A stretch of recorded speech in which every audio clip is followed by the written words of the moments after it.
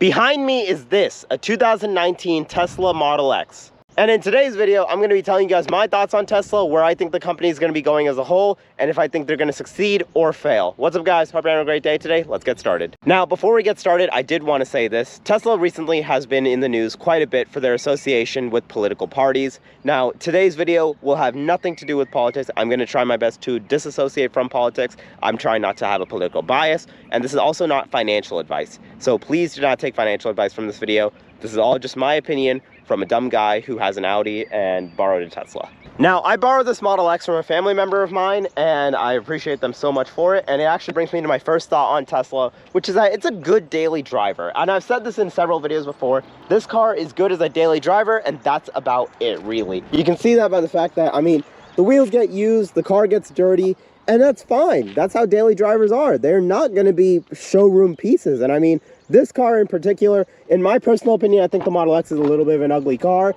But I think that, I mean, you don't need a pretty car for it to be a daily driver. It just needs to do what you need it to do. With daily drivers, you really just need it to accomplish the goals of your lifestyle. So if you have kids, you got to take the kids to school. If you have a dog, you got to take the dog to, I don't know, dog park, dog clinic. I don't know where you take dogs. I don't have a dog, so yeah. And in this instance, the Model X does that fairly fine. I mean, there's not really anything that it kind of misses out on. Like, the car hauls your stuff, it hauls your kids, it hauls the people perfectly fine in your life. That's not the case with everybody. I mean, some people, they need something that's a bit smaller, or they want something that's a bit smaller because they may not have kids, they may not have a dog.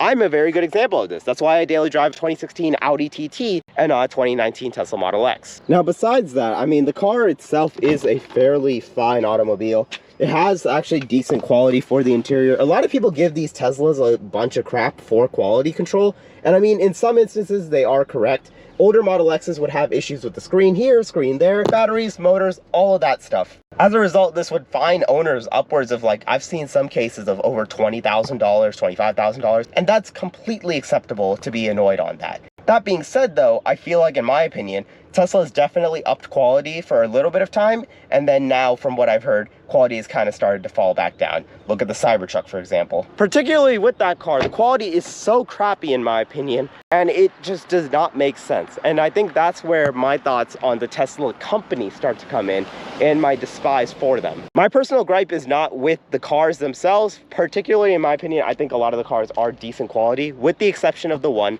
that the CEO, Elon Musk, wanted made, and that is the Tesla Cybertruck. From what I've heard, all of Tesla's mass-produced cars, the Model X, the Model S, the Model Y, the Model 3, for example, they were all designed by other engineers. The Cybertruck, on the other hand, that was engineered by Elon Musk himself.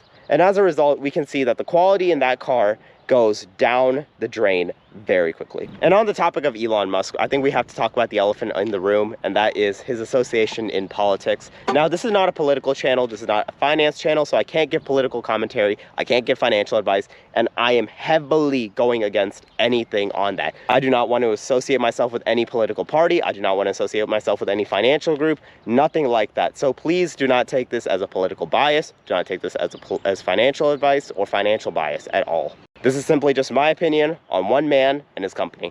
Now, what Elon has done is associate himself with the right-wing party, which is a fair thing to do. You're entitled to associate yourself with any political group that you find fit.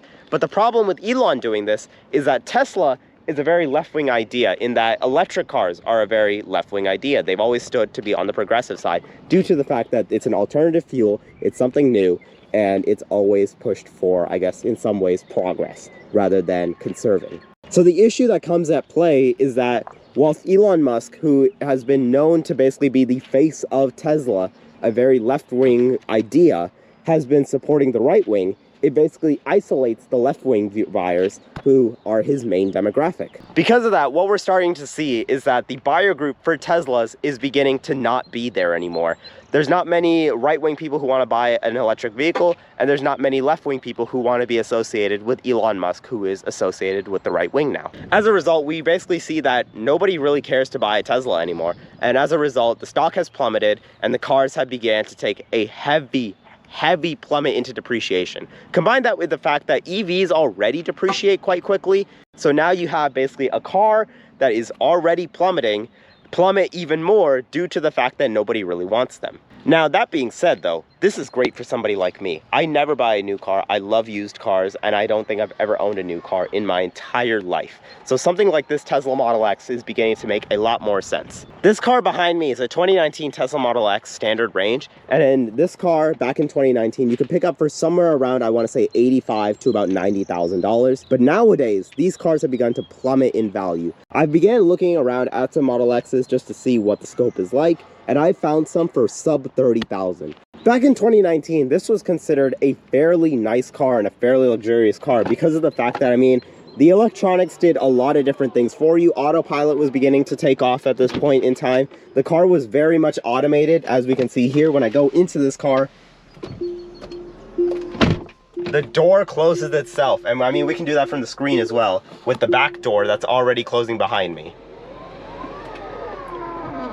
The only other car I've seen do that is a Rolls-Royce. And I mean, a Rolls-Royce is somewhere in the $500,000 range. This is about $90,000. So you get a lot of automation in that instance.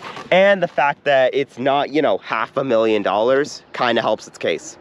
Especially nowadays as a $30,000 car. And I mean, I know that there are going to be some electronics issues, some quality issues, but at the end of the day, this car was built in a fairly good quality, especially compared to, like I mentioned, the Cybertruck. As a result, the car begins to show itself more as a depreciation hero, similar to how my Honda Clarity is, as it's depreciating at quite a rapid rate. Now, the worry on everybody's mind, and this isn't just for Tesla, but for all EVs, is going to be this giant battery underneath the car. What's going to happen when that goes out? Well, my personal stance on that is that technology is starting to come along so that it's easier and easier and easier to fix those things. Take a look at the electrified garage. The garage started by Rich Rebuilds. What him and his team were basically able to do was that they were able to, I guess, cultivate the Tesla community and be able to work on Teslas for a fraction of the rate that Tesla would charge. For example, with Tyler Hoover, they were able to turn a $22,000 job into a much cheaper job. I don't remember the exact cost. I'll put it right here. Things like this are why I'm beginning to look for a Tesla Model Y as a bigger car rather than something like, say, a Honda Pilot or another Honda Odyssey.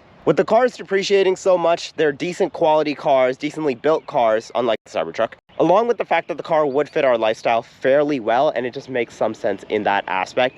I think a Tesla Model Y, despite what I think about Tesla and the future of Tesla, makes sense. Now, in my honest opinion, I think for Tesla to have any chance of success and to keep their cars from depreciating further and their stock from plummeting further, I think, in my personal opinion, the best course of action would be Elon Musk having to step down as CEO of Tesla. Now, I know that's going to annoy a lot of the Tesla fans and a lot of the Elon fans, which I completely understand. Leave your thoughts in the comments below on that. But in my personal view, I think that for Elon Musk, he either needs to stop isolating his buyer base or he needs to step down. And the reason I say that is because of the fact that he has definitely caused a lot of chaos in this instance. And along with that, he's not really the most experienced person when it comes to this. Elon, in my opinion, he's not an engineer, he's a businessman, which I completely understand that. However, in my opinion, I think that that has caused a lack of understanding for what goes on behind the company, making the cars, that type of thing. And I think that's why Elon has been missing a lot of these deadlines. Take a look at the Tesla Roadster, for example. That car was supposed to come out in 2020. It is 2025. Where is this car? Where is this 1.90 to 60 two-door electric sports car that should take on everything in the industry? Where is that car? If y'all can't tell, I'm a little bit salty on the Tesla Roadster. I actually really do like that car and I really want it to come out, but it hasn't come out yet. Where is the Roadster? Where is this Roadster, Elon? But I think on that very salty note, I think today's video is in fact over. If you liked it, leave a like. If you didn't, leave a dislike. Let me know your thoughts about this entire thing in the comments below. I know there's going to be a lot of people who have very split opinions. I know a lot of people love Tesla, a lot of people hate Tesla, a lot of people love Elon, and a lot of people hate Elon. So I want to hear all your opinions, comments below, all that stuff. And if you like what you're seeing, leave and subscribe. And just like that, I'm out. I got to go return this Model X. Peace.